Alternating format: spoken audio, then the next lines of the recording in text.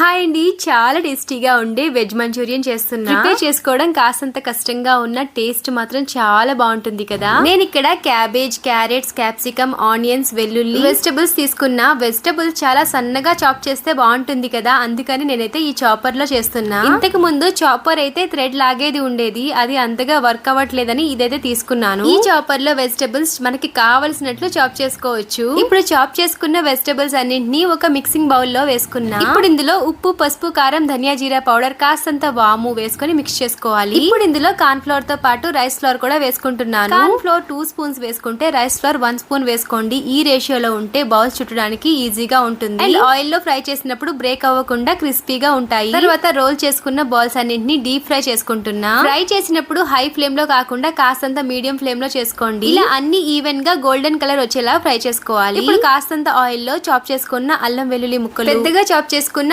Onions, మిర్చి, ఇంకా sauces లో tomato sauce, red chilli sauce, soya sauce అన్ని వేసి వన్స్ మిక్స్ చేసుకున్నాక ఇప్పుడు కార్న్ ఫ్లోర్ మిక్స్ చేసిన వాటర్ వేసుకోవాలి. కాస్తంత వాటర్ అండ్ సాల్ట్ వేసుకోవాలి. ఈ ప్రాసెస్ మొత్తం హై ఫ్లేమ్ లో చేసుకోవాలి. ఇప్పుడు ఇందులో ఫ్రై చేసి పెట్టుకున్న మంచూరియన్ బాల్స్ వేసుకుంటే వేడి వేడి veg manchurian ready. Bye bye.